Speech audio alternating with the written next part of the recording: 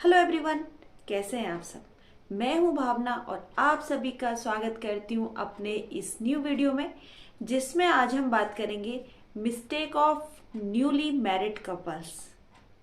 वो कौन सी गलतियां हैं जो नए शादीशुदा जोड़े करते हैं।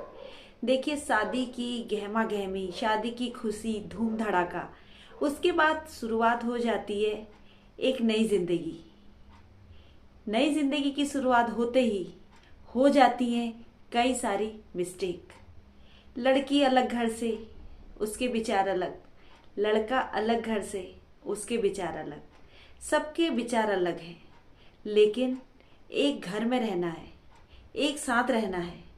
तो आज मैं आपको बताऊंगी कौन सी वो 6 बातें हैं जो न्यूली मैरिड कपल को पता होनी चाहिए और वो मिस्टेक नहीं करनी चाहिए, जिससे आप दोनों के बीच की दूरियां बढ़े।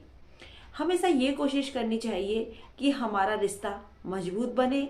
हम एक दूसरे के लिए हमेशा प्यार रखें, इज्जत रखें, भरोसा रखें और शक तो कभी भी एक दूसरे के बीच आने ही ना दें।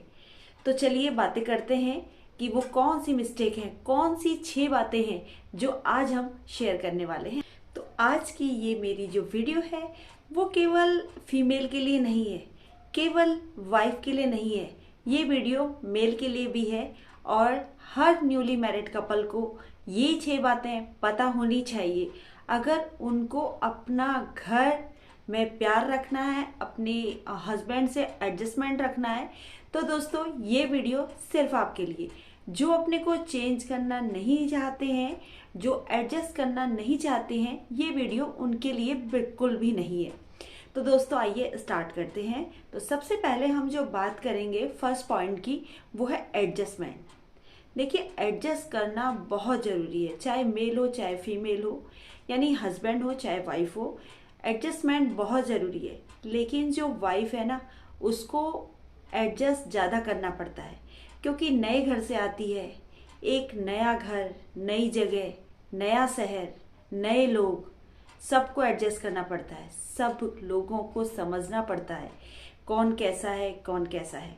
तो शुरुआती जो महीने होते हैं, यानी कि शादी के बाद जो 8-10 महीने होते हैं, बहुत ज़्यादा सेंसिटिव होते हैं एक वाइफ के लिए, एक दुल्हन के लिए, न्यूली मैरिड कपल के लिए। जो 6 महीने हैं, 8 महीने हैं, बहुत ज़्यादा सेंसिटिव होते हैं। तो एक पत्नी के लिए बहुत ज़्यादा कठिन होता है उस घर में एडजस्ट करना। तो सब लोगों को उसका साथ देना चाहिए और सबसे पहला जो साथ है उसके हस्बैंड का होता है। इसलिए हस्बैंड को समझना चाहिए कि जो मेरी वाइफ है, एकदम नया माहौल है उसके लिए, सब कुछ नया है। अपना पूरा माँ बाप, घर सब छोड़ के आती है सिर्फ आपके लिए। तो आपको उसको समझना बहुत ज़रूरी है। अगर हस्बैंड ही वाइफ को नहीं समझेंगे तो बहुत ज़्यादा दिक्कत हो जाती है एक पत्नी के लिए।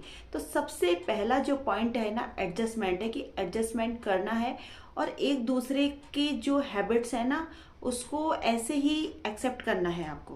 आपको उनको चेंज करने की कोशिश नहीं करनी है कि मैं इसे ये चेंज कर देता हूँ, इसकी हैबिट्स ये सही नहीं है, या इसकी हैबिट्स ये सही नहीं है, इसको ऐसे बदलना है। नहीं, खुद को बदलना है, खुद को चेंज करना है।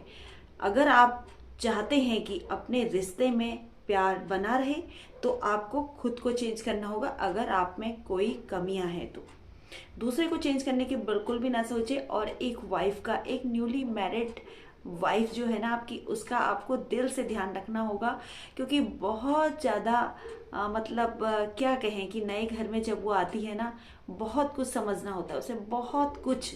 और सेकंड नंबर पे अब मैं बात करूंगी इनमैच्योर बिहेवियर। सेकंड जो मिस्टेक है, बचपना। मतलब इतना बचपना होता है, रूठ गए, रो दिए, बिना कोई गलती के रूठ गए और 2-2 दिन तक बोल नहीं रहे एक दूसरे से। मतलब क्या ही कहूँ मैं, क्या ही कहूँ।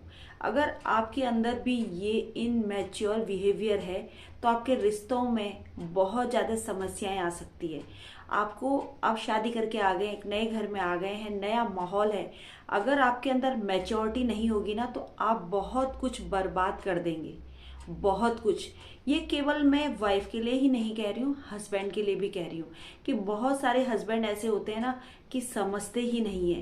भाई शादी की है आपने, उसके संग टाइम बिताइए, आपका भी फर्ज है। उसको यूं ही मत छोड़ दो कि बस जब काम कर रही है और शाम को कहीं से खा के आ गए हैं, खाना खा लिया हमने तो खा लिया। भाई बहुत सेंसिटिव रिश्ता है शादी का। आजकल तो वैसे भी बहुत सारे घर टूट रहे हैं। तो सोचो, इन मैच्योर जो बिहेवियर है वो आपको बदलना होगा। जब तक आप मैच्योर नहीं होंगे तब तक आप इस रिश्ते में मजबूती नहीं पा सकते हैं। इसलिए दोस्तों, अगर आपके अंदर भी इनमैच्योर बिहेवियर है तो इस बिहेवियर को आपको ख़त्म करना होगा और अपने को चेंज करना होगा ताकि आपका रिश्ता मजबूत हो सके। अगर आपके अंदर भी इनमैच्योरिटी है तो प्लीज़ मैच्योर हो जाइए। ये गुस्सा करना छोटी छोटी बातों में और एक दूसरे को कुछ ना कुछ कहना, आरोप लगाना, ये सब खत्म कर देना है। और ईगो प्रॉब्लम जहाँ पर आती है ना तो वो रिश्ते बहुत ज़्यादा मुश्किल हो जाते हैं दोस्तों। समझ रहे हैं? ईगो प्रॉब्लम, क्योंकि कभी कभी हमने देखा है कि वाइफ भी बहुत ज़्यादा ईगो रखती है अपने अंदर कि मैं तो इतना दहेज लेके आई हूँ, मेरे पापा ने तो तुम्हें कार दी है, इतना पैसा दिया है, इतना कैश दिया है ना, और मैं भी तो इतना कमाती हूँ, मैं क्यों झुकूं। अगर आपके अंदर भी ये बातें हैं तो सोच लीजिए आपका रिश्ता भी पड़ सकता है खटाई में। इसलिए अगर आपको अंडरस्टैंडिंग तो रखनी ही है, साथ में ईगो प्रॉब्लम भी हटानी है और इनमैच्योरिटी अगर आपके अंदर है तो वो भी खत्म करके आपको मैच्योर बनना है, तभी आपका रिश्ता जो है स्ट्रांग बन पाएगा। है कि नहीं है?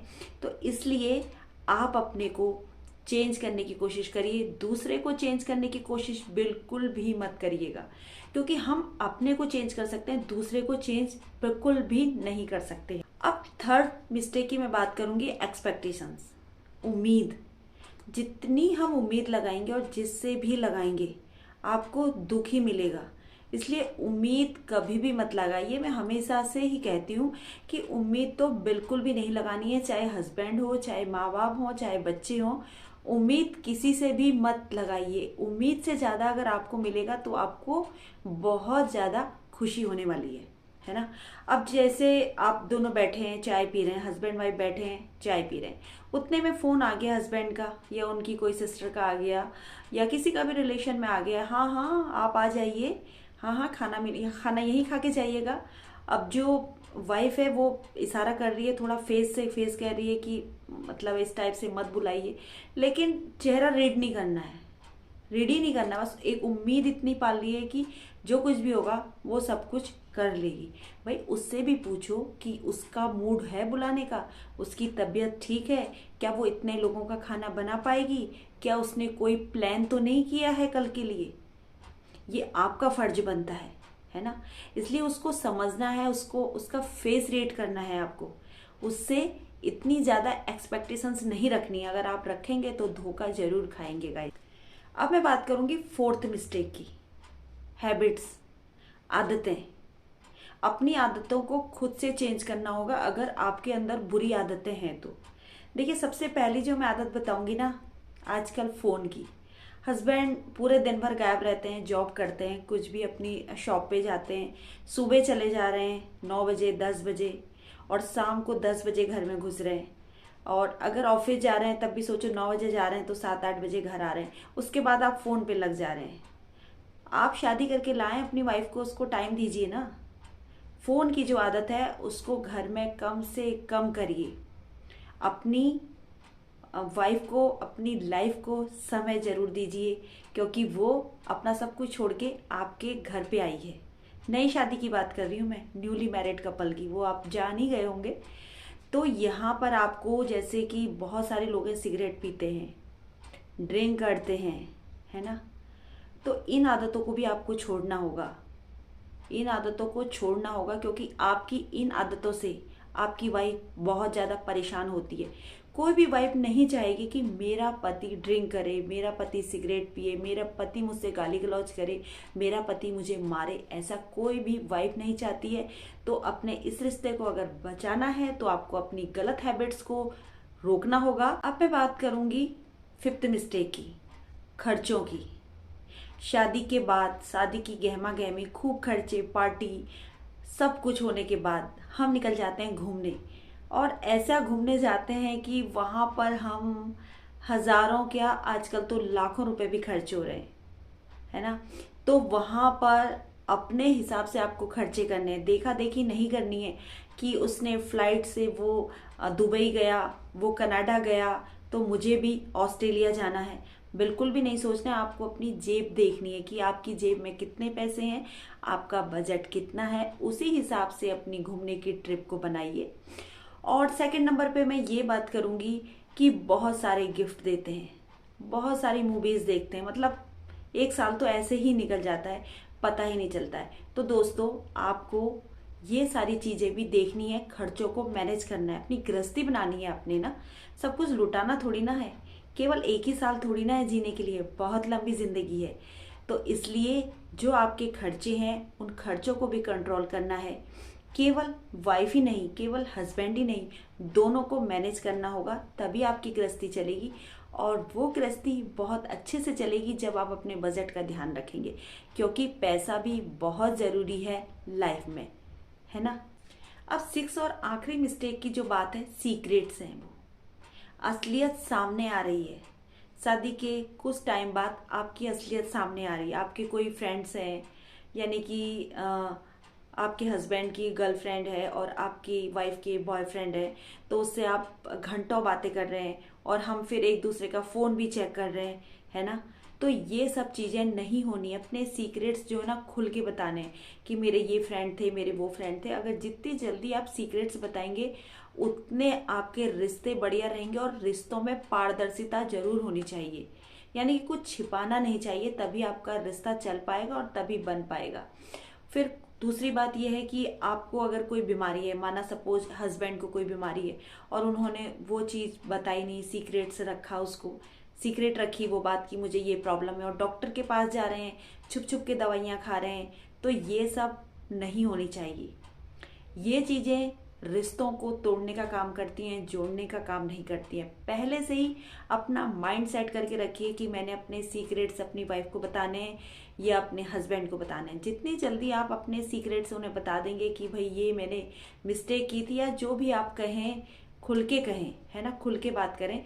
तो दोस्तों, मैंने आपसे शेयर की ये 6 मिस्टेक जो न्यूली मैरिड कपल करते हैं। तो अगर आपके अंदर भी कोई कमियां हैं, इनमैच्योरिटी है, और तो ये सब अपनी कमियों को दूर करिए, खुद को चेंज करिए, दूसरों को नहीं।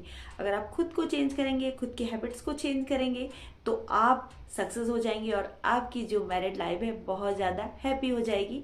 तो मेरा यही मकसद है कि जो भी न्यू मैरिड है तो वो इस वीडियो को देखें, समझें और अपने रिश्ते को मजबूत बनाएं। और उसके बाद अगर आपको एक भी पॉइंट अच्छा लगता है या इसकी वजह से, इस वीडियो को देखने की वजह से आप में कुछ भी इम्प्रूवमेंट आता है, तो प्लीज़ लाइक ज़रूर कर दीजिएगा। तो दोस्तों, अगर आपको वीडियो अच्छी लगती है तो वीडियो को लाइक कर दीजिएगा, चैनल पे फर्स्ट टाइम आए हैं तो उसको सब्सक्राइब कर दीजिएगा और बेल आइकन को जरूर प्रेस कर लीजिएगा, ताकि मेरी वीडियोज की आने वाली नोटिफिकेशन सबसे पहले आप तक पहुंचेगी। और वीडियो अगर आपको लगे कि ये दूसरे के काम भी आ सकते हैं तो प्लीज़ इसे शेयर जरूर कर दीजिएगा। तो दोस्तों, अपना ख्याल रखें, अपनों का ख्याल रखें। इसी शुभ विचार के साथ मैं फिर आऊंगी आपसे मिलने एक नई वीडियो में। तब तक के लिए जय श्री राधे, राधे राधे।